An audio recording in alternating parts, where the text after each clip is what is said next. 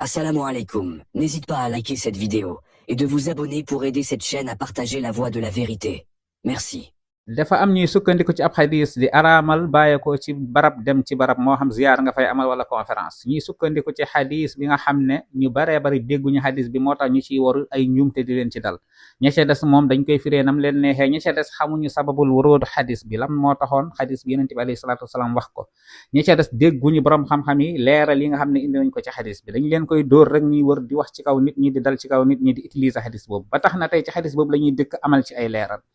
xadis bi mooy xadis laa tusaddu rihaal nañ ñëw ci sanad bi ci benn tariq bi nga xamante ne mu ngi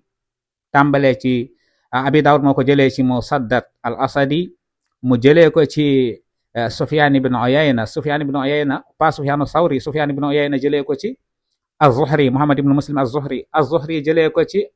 said ibn al-musayyab jëlee ko ci abi hurayra ku ne xam ne said ibn al-musayyab gorob abi hurayra la woon abi hurayra moo ko mayoon doomam ju jigéen mu nekkoon ci kibaaru taabiin Saïd ibn Musayyab jëlee ko ci Abi Hurayra jëlee ko ci Yonent bi alayhi salaatu wasalaam lan la Yonent bi wax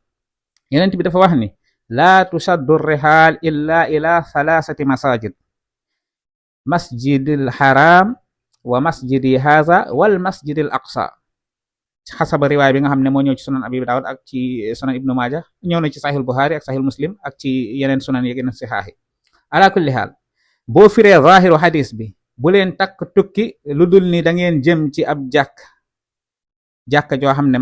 lu dul da ngeen jëm ci masjidil haram muy Makka wala Medina jàkka yenent bi wala masjidil aqsa Palestine boo firee zahiru hadis bi kon kay nit ki warta tukki lu dul dafa jëm ci jàkka yooyu bu dee zahiru hadis bi kese nga firi boo ci lonkul dara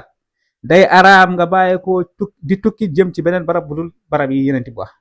waaye asalan kenn du déggee ni hadis bi léegi nañ ñëw balaa ñoo ñëw ci borom xam-xam yi li ñu wax ci hadis bi nañ ñëw ci sababul wuruud hadis bi lan moo taxoon yenent bi wax ko nañ ñëw ci loolu buñ ñëwee ci li tax a jóg hadis bi boo demee ci xujjatullahi albaliga cheikh waliyullah mu ngi lay wax ni almunziri tamit wax na ko li tax a jóg hadis bi mooy dafa am ñoo xam ne dañ doon màggal ay barab di ko ziyaara di fa amal ay ziyaaraat di barkeelu ci barab yooyu saxaaba yi lépp loo xam ne nasul quran ñëw ci hadis wàccu si bu ci yenent bi noppee amaan na mën nañ koo def léegi nag yenent bi doon artu ceddo yooyu di leen tere loolu ñuy def mu ne leen daganal ci yéen ngeen di takk di tukki lu dul ni da ngeen jëm ci masjidil haram wala masjidul nabi wala baytal maqdis muy masjidul aqsa lii cheikh waliyullah lii la saxal ni moo tax a jox hadis bi beneen ba ca topp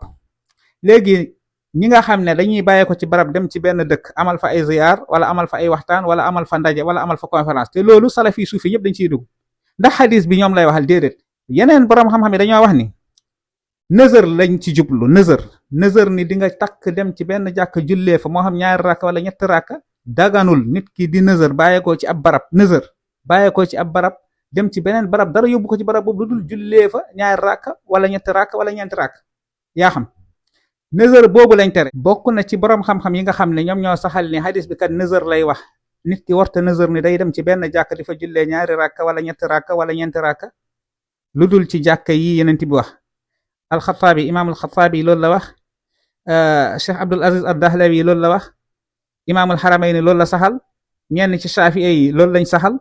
ñii ñépp dañoo wax ni nëzër bi nga xam ne nit ki daf koy nëzër ngir bàyyeekoo ci barab nëzër ni dafay dem ci benn jàkk di fa jullee ñaari rakk wala ñetti rakk wala ñeenti rakk loolu la yenent bi tere ci zaahiru hadis bi ñii ñoom loolu lañ saxal kon ki nga xam ne dafa bàyyeekoo fii dem Tuuba wala Tiwaawoon wala Ngaabu wala Fuuta wala fu mu mën a doon Canaba fu mu mën a dem moo xam conférence la fay amal wala ziyaar la fay amal ak nu mu ko mën a tuddee baas woo ay nit waxtaan loolu salafi ak suufi ñoo ci yem hadis bi mënta araamal loolu mënta dal seen kaw ci loolu nëzër lañ ci tere te lii boroom xam-xam yi baree bari ndax boo firee zaahiru hadis bi su boobaa dafay nekk lay woo xam ne dafay dal suñu kaw ñun ñëpp tukki dem ci ab barab dafay daal di araam ci ñun ñëpp te su boobaa loolu dafay waroog alquran dafay waroog sax yeneen mbir yi nga xam ne yenent bi alayhi salaatu wasalaam digle na ko léegi nag boo demee ci yeneen boroom xam-xam lu ci mel ni Muhammad ibnul Juwayni Qadi Husayn Qadi Iyad imaamul Ustalaani ñi ci baree bari ñoom dañuy wax ne sax i'tikaaf sax daganu nit ki di ko defee ci beneen jàkka bu dul ci jàkka yi mooy ñetti jàkka yi yenent bi alayhi salaatu wasalaam wax léegi nag lu ëpp ci boroom xam-xam yi li ñu dëppoo mooy li ma la wax nii léegi ki nga xam ne dafa bàyyeekoo fii dem ci beneen barab dafa amal conférence wala dafa amal ab ziyaaram nga ne jël xadis bi bu koo dóor ci kawam yaa axi loolu boo ko defee xam nga ni da nga koo teg ci li la neex te fii nii ñi nga xam ne dañuy bàyyeekoo fii di dem ci yeneen barab ñoom ak ki fii bàyyeekoo di defi conférence ñooyam amu ci kenn koo xam ne benn jàkk